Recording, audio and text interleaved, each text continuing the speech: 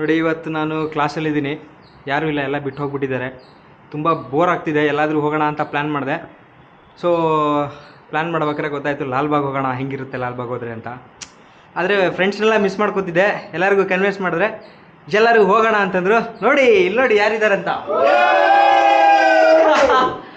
Full hole class ಇವತ್ತು ನಾವು ಲಾಲ್ಬಾಗ್ ಹೋಗ್ತಾ ಇದ್ದೀವಿ. Ready guys? Ready. Okay, let's go.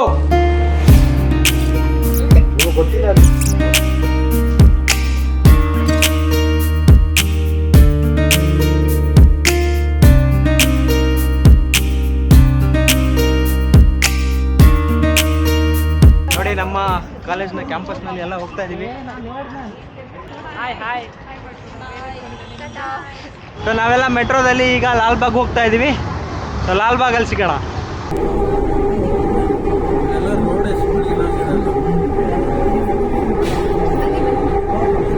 Lalbagh ಇದೆ.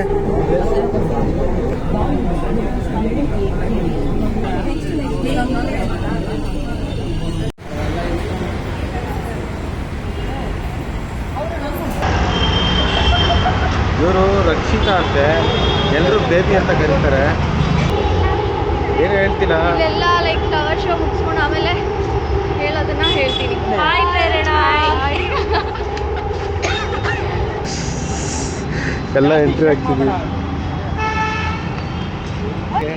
ಎಂಟ್ರೆನ್ಸಿಗೆ ಬಂದಿದ್ದೀವಿ, ಎಲ್ಲರೂ ಒಳಗಡೆ ಹೋಗ್ತಾ ಇದ್ದೀವಿ. ಫೈನಲಿ ಎಂಟ್ರಿ ಆದಮೇಲೆ ಇಲ್ಲಿರೋ ಯಾರೋ ಸೆಕ್ಯೂರಿಟಿ ಕ್ಯಾಮ್ರಾ ಅಲೋ ಮಾಡಲ್ಲ ಅಂತ ಹೇಳಿದ್ರು. ಬಟ್ ಯಾರೋ ಹೈಯರ್ ಸೆಕ್ಯೂರಿಟಿ ಬಂದುಬಿಟ್ಟು ಯು ಕ್ಯಾನ್ ಯೂಸ್ ಕ್ಯಾಮ್ರಾ ಅಂತ ಹೇಳ್ಬಿಟ್ಟಿದ್ದಾರೆ. ಪ್ರೆಸ್ ರಿಲೀಸಲ್ಲಿ ಏನೋ ಇನ್ಫಾರ್ಮ್ ಮಾಡಿದಾರಂತೆ. So we finally reached. ಬನ್ನಿ. 880 ಬ್ಯಾಗ್ ತೋರಿಸ್ಬೇಕಾ? 11 ಜನ ಬಂದಿದ್ದೀವಿ ನಾವು. 80 rupees per ticket. Water bottle, chips ಏನಾದರೂ ಇದ್ದರೆ ನಿಮಗೆ ಎಂಟ್ರೆನ್ಸಲ್ಲೇ ಹೇಳಿಬಿಡ್ತಾರೆ, ಅಲೋ ಇಲ್ಲ ತೊಗೊಂಬರಂಗಿಲ್ಲ ಅಂತ. ಸೊ ನಾವು ಆ ಥರದ್ದು ಯಾವುದು ಕ್ಯಾರಿ ಮಾಡ್ತಾ ಇಲ್ಲ. ಸೊ ಈಗ ಇದು ಲಾಲ್ಬಾಗ್ನ ಎಂಟ್ರೆನ್ಸು. ಒಳಗಡೆ ಹೋಗೋಣ ಬನ್ನಿ. ನೋಡಿ ಟಿಕೆಟ್ ತೋರಿಸ್ತಾ ಇದ್ದಾರೆ. ಓಕೆ, ಈಗ ಸ್ಪೆಷಲ್ ಏನಪ್ಪ ಅಂತ ಹೇಳಿದ್ರೆ ಲಾಲ್ಬಾಗಲ್ಲಿ ಫ್ಲವರ್ ಶೋ ಮಾಡಿರೋದೇ ನೋಡಿ ಬಸವಣ್ಣವ್ರಿಗೋಸ್ಕರ. ಈ ಬಸವಣ್ಣನವ್ರನ್ನ ಕರ್ನಾಟಕದ ಸಾಂಸ್ಕೃತಿಕ ನಾಯಕ ಮಾಡಿದ್ದಾರೆ. ಸೊ ಅದಕ್ಕೋಸ್ಕರ ನೋಡಿ ಎಂಟ್ರೆನ್ಸಲ್ಲೇ ನಮಗೆ ಸ್ವಾಗತ ಕೋರೋದು, ವೆಲ್ಕಮ್ ಮಾಡೋದು ಬಸವಣ್ಣ ಅವರು. ಇವ್ರು ನಿಮಗೆ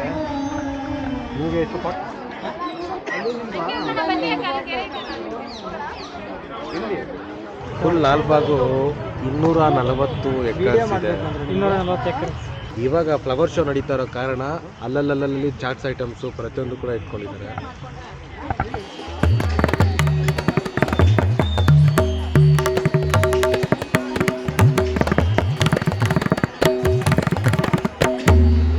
ನೋಡಿ ಲಾಸ್ಟ್ ಟೈಮು ಇಲ್ಲಿ ಪುನೀತ್ ರಾಜ್ಕುಮಾರ್ ಇದ್ದಾಗ ಪುನೀತ್ ರಾಜ್ಕುಮಾರ್ ಅವ್ರದ್ದು ಫ್ಲವರ್ ಶೋನಲ್ಲಿ ಇನ್ಕ್ಲೂಡ್ ಮಾಡಿದರು. ಎಲ್ಲ ಕಡೆ ಪುನೀತ್ ರಾಜ್ಕುಮಾರ್ ಅವ್ರದ್ದು ಸಿನಿಮಾದು ಬಿಂಬ ಎಲ್ಲ ಹಾಕಿದ್ರು.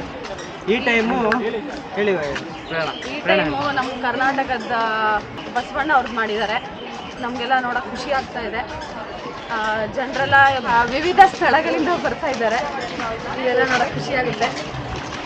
ಫುಲ್ ಒಳಗಡೆ ಗ್ಲಾಸ್ ಹೌಸ್ ಎಲ್ಲ ತುಂಬ ಚೆನ್ನಾಗಿ ಮಾಡಿದ್ದಾರೆ. ಇದು ಎಷ್ಟೇ ಸರಿ ಬರ್ತಿರೋದು ಮ್ಯಾಮ್ ನೀವು? ಲಾಸ್ಟ್ ಟೈಮ್ ಬಂದಿದ್ದು 26 ಬಂದಿದ್ದೆ. ಓಕೆ. ಬಟ್ ಅದು ತುಂಬ ರಶ್ ಇತ್ತು, ಮತ್ತು ಎಲ್ಲ ಫುಲ್ ಕ್ಲೋಸ್ ಆಗ್ತಿರ್ತ ಟೈಮ್ ಆಯ್ತಲ್ಲ, ಅದಕ್ಕೆ ಮುಂಚೆನೇ ಬಂದಿದ್ದು 2 days. ಫ್ಯಾಮಿಲಿ ಎಲ್ಲ ಬಂದಿದ್ದೀರಾ?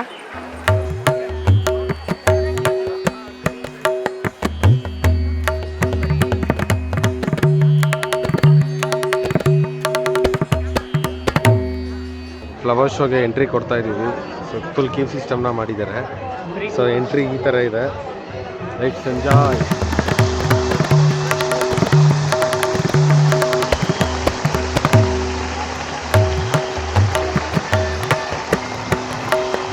ಸಾಂಸ್ಕೃತಿಕ ನಾಯಕ ಕರ್ನಾಟಕಕ್ಕೆ ಇನ್ಮೇಲಿಂದ ಬಸವಣ್ಣ ಆಗಿರ್ತಾರೆ. ನೀವು ನೋಡ್ಬೋದು ತಮಿಳ್ನಾಡಲ್ಲಿ ತಿರುವಳ್ಳವರು ಇದ್ದಾರೆ. ವೆಸ್ಟ್ ಬೆಂಗಾಲ್ಗೆ ರವೀಂದ್ರನಾಥ್ ಠಾಗೂರ್ನವ್ರನ್ನ ಸಾಂಸ್ಕೃತಿಕ ನಾಯಕನನ್ನು ಮಾಡಿದ್ದಾರೆ. ಮಹಾರಾಷ್ಟ್ರದಲ್ಲಿ ಛತ್ರಪತಿ ಶಿವಾಜಿಯನ್ನು ಮಾಡಿದ್ದಾರೆ. ಅದೇ ರೀತಿ ನಮಗೆ ಇನ್ಮೇಲೆ ಕರ್ನಾಟಕದಲ್ಲಿ ಬಸವಣ್ಣನವರು ಮಾಡಿರ್ತಾರೆ. ಸೊ ಇದೊಂದು ಹೆಮ್ಮೆ ವಿಚಾರ. ಅದರಲ್ಲೂ ಕರ್ನಾಟಕದಲ್ಲಿ ವೈವಿಧ್ಯತೆಯಲ್ಲಿ ಏಕತೆ ಅಂತ ನಾವೇನು ಹೇಳ್ತೀವಿ, ಬೆಂಗಳೂರಿನಲ್ಲಿ ಇಂಥ ದೊಡ್ಡ ವಿಶಾಲವಾದ ಲಾಲ್ಬಾಗ್ನಲ್ಲಿ ಬಸವಣ್ಣನವರ ಪ್ರತಿಮೆಯನ್ನು ಇಡೋದಂದರೆ ತುಂಬ ಖುಷಿಯಾದ ವಿಚಾರ. ನೋಡಿ ನನ್ನ ಹಿಂದೆ ಏನು ನೀವು ಗ್ಲಾಸ್ ಹೌಸಲ್ಲಿ ಈಗ ನೋಡ್ತಿದ್ದೀರಾ, ಇದು ಬಸವಣ್ಣನವರ ಪ್ರತಿಮೆ. ಜನ ಸ್ತೋಮ ಅಂತಲೇ ಹೇಳ್ಬೋದು. ಒಂದು ವಾರದಿಂದ ಇಲ್ಲಿ ಬಸವಣ್ಣನವರ ಫ್ಲವರ್ ಶೋ ನಡೀತಾ ಇದೆ. ಈಗ ನನ್ನ ಫ್ರೆಂಡ್ನ ಕೇಳೋಣ ಏನು ಅನಿಸ್ತಾ ಇದೆ ಅಂತ. ಅವನು ಒಂದು ಉತ್ತರ ಕರ್ನಾಟಕದವನಾಗಿ ಏನು ಅನಿಸ್ತಾ ಇದೆ ರಮೇಶ್? ಒಂದು ಹೆಮ್ಮೆಯ ವಿಚಾರ. ಯಾಕಂದ್ರೆ ಬಸವಣ್ಣವ್ರನ್ನ ಈಗ ಕರ್ನಾಟಕದ ಸಾಂಸ್ಕೃತಿಕ ನಾಯಕನನ್ನಾಗಿ ಈಗಿನ ಸರ್ಕಾರ ಘೋಷಣೆ ಮಾಡೈತಿ. ಅದು ಒಂದು ಹೆಮ್ಮೆಯ ವಿಚಾರ. ಯಾಕಂದ್ರೆ ಈಗ ಬೇರೆ ಬೇರೆ ರಾಜ್ಯಕ್ಕೆ ಬೇರೆ ಬೇರೆ ಅವರು ವ್ಯಕ್ತಿಗಳನ್ನ ಐಕಾನ್ ಆಗಿ ಮಾಡ್ಯಾರ. ಅಂದ್ರೆ ಈಗ ಕರ್ನಾಟಕಕ್ಕೆ ಬಸವಣ್ಣವ್ರನ್ನ ಐಕಾನ್ ಆಗಿ ಮಾಡ್ರ ಅಂತಂದೇಳಿ ಒತ್ತಾಯದ ಇಂದ 8 ವರ್ಷಗಳ ಹಿಂದೆ ಡಾಕ್ಟರ್ CS ದ್ವಾರಕನಾಥ್ ಅವ್ರನ್ನ ಅವರು ರೆಕಮೆಂಡ್ ಮಾಡಿದ್ರು. ಇವಾಗ ಈಗಿನ ಸರ್ಕಾರ ಅದಕ್ಕೆ ಸ್ಪಂದಿಸೈತಿ ಅಂತ ಹೇಳ್ಬೋದು. ಅದಕ್ಕೆ ನಿಮ್ಗೆ ಖುಷಿ ಆಗ್ತಿದೆ? ನಮಗೆ ಖುಷಿ ಆಗುತ್ತೆ. ಯಾಕಂದ್ರೆ ನಮ್ಮ ಭಾಗದವರು ಹೆಚ್ಚಿನ ಇದ್ರಾಗ ಹೇಳ್ಬೇಕಂದ್ರೆ ಅವರು ಸಮಾಜಕ್ಕೆ ಒಂದು ಒಳ್ಳೆ ಕೊಡುಗೆಯನ್ನು ಕೊಟ್ಟಾರ. ಸಮಾಜ ನಿರ್ಮಾಣ ಮಾಡುವಲ್ಲಿ ಒಂದು ಒಳ್ಳೆಯ ಕೊಡುಗೆ ಕೊಟ್ಟವರು ಅವರು. ಇಲ್ಲಿ ನೋಡಿ ಸುಂದರವಾದ ಮರದಿಂದ ಕೆತ್ತಿರುವಂತಹ ಆನೆಗಳು, ಅದರ ನಡುವೆ ಬಸವಣ್ಣನವರ ಪುತ್ಥಳಿ ಎಷ್ಟು ಸುಂದರವಾಗಿದೆ ನೋಡಿ.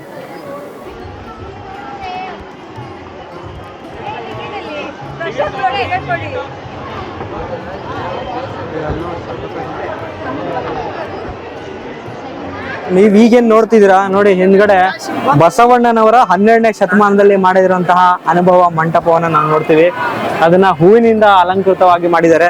ಸೊ ನೀವು ಅಲ್ಲಿ ಅದ್ರಲ್ಲಿ ನೋಡ್ಬೋದು ಅನುಭವ ಮಂಟಪ ಅಂತ ಕೂಡ ಅದನ್ನ ಬೋರ್ಡ್ ಕೂಡ ಹಾಕಿದ್ದಾರೆ. ಯಾಕಂದ್ರೆ ಕರ್ನಾಟಕದವ್ರಿಗೆ ಇದು ಅನುಭವ ಮಂಟಪ ಅಂತ ಗೊತ್ತು, ಬೇರೆಯವ್ರಿಗೆ ಏನಪ್ಪಾ ಇದು ಅಂತ ಅನ್ಸುತ್ತೆ. ಸೊ ಹಾಗಾಗಿ ಅದರ ಮುಂದ್ಗಡೆ ನಾವು ನೋಡೋದಾದ್ರೆ ಬಸವಣ್ಣನವರ ಪ್ರತಿಮೆ ಇದೆ. ಅವರು ಒಂದು ಕವಿ ಅಂತಾನೆ ಹೇಳ್ಬೋದು.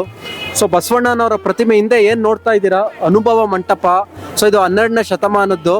ಶಾಂತಿ ಮತ್ತೆ ಸಮೃದ್ಧಿಗೆ ಒಂದು ನೆಲೆ ಆಗಿದೆ, ಮತ್ತೆ ಒಂದು ಆಕರ್ಷಣೆ ಆಗಿದೆ ಅಂತಾನೆ ಹೇಳ್ಬೋದು. ಸೊ ಇದಕ್ಕೆ ನಮ್ಮ ಕರ್ನಾಟಕ ಸರ್ಕಾರ ನಮ್ಗೆಲ್ಲ ಅವಕಾಶ ಮಾಡಿಕೊಟ್ಟಿದೆ ವೀಕ್ಷಣೆ ಮಾಡೋಕೆ. ಸೊ ಅನುಭವ ಮಂಟಪ ನೋಡ್ತಿದ್ರೆ ಸೇಮ್ ಒಂಥರ ಹೂವಿನ ಅಲಂಕಾರ ತುಂಬಾ ಆಕರ್ಷಣೆ ಆಗಿದೆ ಅಂತಾನೆ ಹೇಳ್ಬೋದು ಇಲ್ಲಿ.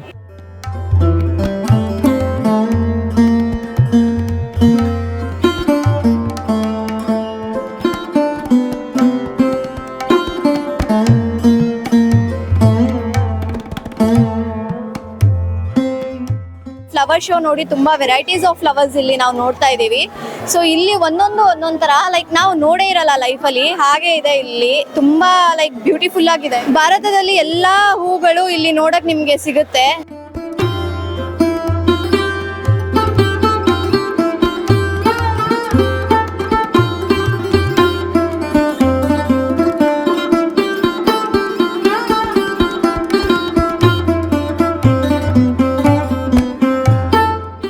ಬಸವಣ್ಣನವರ ಬಗ್ಗೆ ಯಾರಿಗೆಲ್ಲ ಗೊತ್ತಿಲ್ಲ ನೋಡಿ, ಇಲ್ಲೆಲ್ಲ ಬಸವಣ್ಣನವರ ಬಗ್ಗೆ ಅವರ ಬಾಲ್ಯದಿಂದ ಮುಪ್ಪಿನವರೆಗೂ ಆಗಿರುವಂಥದ್ದನ್ನೆಲ್ಲ ಇಲ್ಲಿ ಹಾಕಿದ್ದಾರೆ.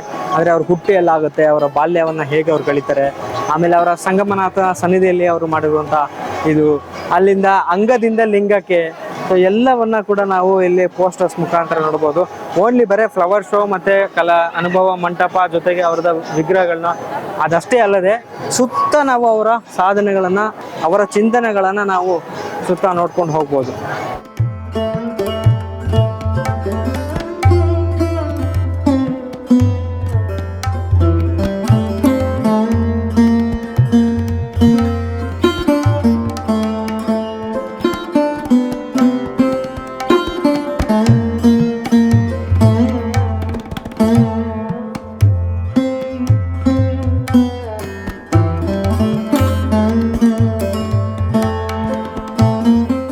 ನೋಡಿ, ಈಗ ನೀವೇನು ನೋಡ್ತಾ ಇದ್ದೀರಾ, ಇದು ಇಂಗಳೇಶ್ವರ, ಬಿಜಾಪುರ ಜಿಲ್ಲೆ. ಬಸವಣ್ಣನವರ ತಾಯಿ ಇದ್ರಲ್ವಾ, ಅವರ ತವರು ಮನೆ ಇದು.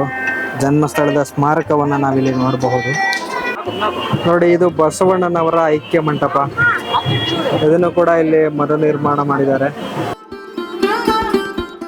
ಬಸವಣ್ಣನವರ ಕಾಲದಲ್ಲಿ ಯೂಸ್ ಮಾಡಿರುವಂತಹ ಹಣ್ಣು ಹಂಪಲುಗಳು ನೋಡ್ಬೋದು. ಅಲ್ಲಿ ನೋಡಿ, ಮಕ್ಮಲ್ ಸೇಬು ಅಂತಿದೆ, ಅಪೂರ್ವ ಚಂಪಕ, ರುದ್ರಾಕ್ಷಿ ಮರ, ಕುಕ್ಕೆ ಮರ, ಎಲ್ಲದು ನಾವಿಲ್ಲಿ ನೋಡಬಹುದು.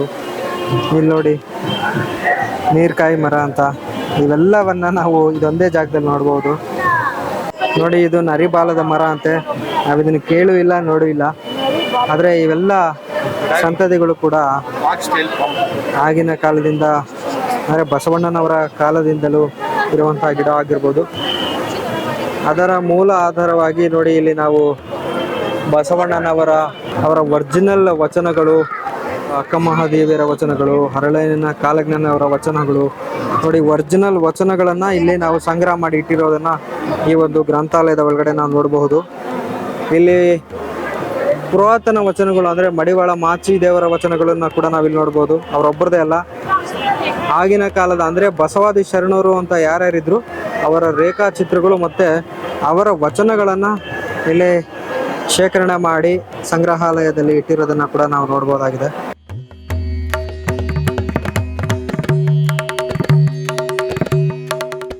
Okay, you're from Mumbai. I'm from Mumbai. So, I've come to Bangalore after 29 years. So here came with I'm here with my son actually. He's here on some work, so that's why I just came for a short time. It's very good. The weather, of course, is beautiful. It's good to get away from the Mumbai heat. But yeah, I'll be visiting because he's here for 6 months, so I'll be coming on and off. And I'm so glad that I was here during the time of the flower show because you don't always get this opportunity. I mean, it happens, I know, twice a year. Okay. So I was very fortunate to be here, and I'm glad to be here today and be able to see the flowers over here. So how many times did you visit here? This is my second time. I came here first in 1995. Oh, That's why I said after 29 years almost. that's great thing. Bangalore is such a beautiful city, and I mean, it's called the Garden City. So yeah, I mean, people like me who are nature lovers should definitely come and visit. So you have the pub culture that's for one segment of the people, and then you have it for people like me who love nature and who love to explore places even within a city where you can get to enjoy such nature-based places, because in cities we are so starved for nature. So Bangalore, I love the greenery, I love the climate, I love the food. It's So yeah, it's famous great for to be Silicon back. City and Garden City. Sorry? Yeah, it's a Silicon City and Garden City. right? Exactly, yeah. And that's why my son is here. He's on a work assignment. That's great thing. ಹೆಂಗೆ ಅನಿಸ್ತದೆ ಲಾಲ್ಬಾಗಲ್ಲಿ? ಲಾಲ್ ಬಾಗ್ ಎಲ್ಲ ನೋಡಿ ಇದನ್ನ ದೃಶ್ಯ ನೋಡಿ ನಮಗೆ ಇವೆಲ್ಲ ಹೂಗಳ ಒಂದು ಬೇರೆ ಬೇರೆ ಇದು ನೋಡಿ ಬಹಳ ಸಂತೋಷ ಆಗಿದೆ. ಸಂತೋಷ ಆಯ್ತಾ? ಓಕೆ, ಬಸವಣ್ಣರ ವಿಗ್ರಹ ಪ್ರತಿಮೆ ಎಲ್ಲ ನೋಡಿದ್ರ? ನೋಡಿದ್ರಿ ವಿಶ್ವಗುರುನ ಎಲ್ಲ ಜನರಿಗೆ ಇದರಲ್ಲಿದ್ದ ತೋರಿಸ್ಕೊಟ್ರಲ್ಲ, ಒಂದು ಪ್ರದರ್ಶನ ಕೆಟ್ಟಿರಲ್ಲ, ಅದು ಬಹಳ ಪ್ಲಸ್ ಪಾಯಿಂಟ್ ಅಂತ ನಾ ಹೇಳಕ್ ಇಚ್ಛೆ ಪಡ್ತೇನೆ. ನನ್ನ ಹೆಸರು ಪೂಜಾ ಅಂತ. ನಾನಿರೋದು ಗುಲ್ಬರ್ಗದಲ್ಲಿ. ನಾನು ಇವತ್ತು ನಿನ್ನೆ ಎಕ್ಸಾಮ್ ಬಂದಿದ್ದೆ. ಇಲ್ಲೊಂದು ಪ್ರದರ್ಶನ ಇದೆ, ಸ್ಪೆಷಲ್ ಆಗಿದೆ ಅಂತ ಹೇಳಿದ್ರು ನಮ್ಮ ಮನೆಯವರು. ಹಿಂಗಾಗಿ ಈ ಕಡೆ ಬಂದೆ, ನೋಡಿದೆ, ಸಖತ್ ಖುಷಿ ಆಗ್ತಾ ಇದೆ. ಅದ್ರಲ್ಲೂ ನಾನು ಪ್ರೆಗ್ನೆಂಟ್ ಲೇಡಿ, ಸೊ ಇನ್ನೂ ಸ್ವಲ್ಪ ಜಾಸ್ತಿನೇ ಖುಷಿ ಆಗ್ತಾ ಇದೆ ಫ್ಲವರ್ಸ್ ಎಲ್ಲ ನೋಡಿದ ತಕ್ಷಣ. ಆಮೇಲೆ ಪ್ರತಿ ವರ್ಷನೂ ಡಿಫ್ರೆಂಟ್ ಕಾನ್ಸೆಪ್ಟ್ ಅಲ್ಲಿ ಮಾಡ್ತಾರೆ ಇಲ್ಲಿ ಲಾಲ್ಬಾಗ್ ಅಲ್ಲಿ. ನಾನು ಒಂದ್ಸಲನೂ ವಿಸಿಟ್ ಮಾಡಿರ್ಲಿಲ್ಲ, ಸೊ ಇದು ಸಖತ್ ಖುಷಿ ಕೊಡ್ತಾ ಇದೆ. ಅಂದ್ರೆ ಕರ್ನಾಟಕದಾದ್ಯಂತ ಈಗ ಬಸವಣ್ಣನವ್ರದೇ ಎಲ್ಲಾ ಕಡೆ ಮಾತಾಗ್ತಿದೆ, ಅಂದ್ರೆ ಕರ್ನಾಟಕ ಸಾಂಸ್ಕೃತಿಕ ನಾಯಕ ಅಂತ ಹೇಳ್ಬಿಟ್ಟು. ಸೊ ಈಗ ಬಸವಣ್ಣನವ್ರಿಗಿಂತ ಬೇರೆಯವ್ರು ಯಾರು ಇರ್ಲಿಲ್ವಾ, ಅಥವಾ ಬಸವಣ್ಣನವ್ರು ಮಾಡಿರೋದು ತುಂಬಾ ಸೂಕ್ತ ಅಂತ ನಿಮ್ಗೆ ಅನ್ಸುತ್ತಾ? ಬಸವಣ್ಣನವ್ರು ಮಾಡಿರೋದು ತುಂಬಾ ಸೂಕ್ತ ಅಂತ ನನ್ಗೆ ಅನ್ಸುತ್ತೆ. ಯಾಕಂದ್ರೆ 12ನೇ ಶತಮಾನದಿಂದ ಹಿಡಿದು ಒಂದು ಪ್ರತಿಯೊಂದು ಪಠ್ಯಕ್ರಮದಲ್ಲಾಗಿರ್ಬೋದು, ಅವರ ಒಂದು ಏನು ನಾಲೆಜ್ ಇದೆ ಅದೆಲ್ಲಾ ಕಡೆನೂ ಈಗ ಸ್ಪ್ರೆಡ್ ಆಗ್ತಾ ಇರೋದು ತುಂಬಾ ಖುಷಿ ಆಗ್ತಾ ಇದೆ.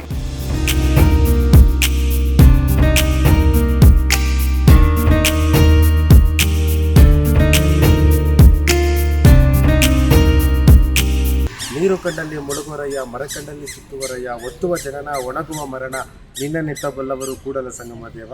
ಇದರ ಅರ್ಥ ತುಂಬ ಇದೆ, ನೀವು ಕೂಡ ಡೀಪ್ ಸ್ಟಡಿ ಮಾಡಿದ್ರೆ ಗೊತ್ತಾಗುತ್ತೆ.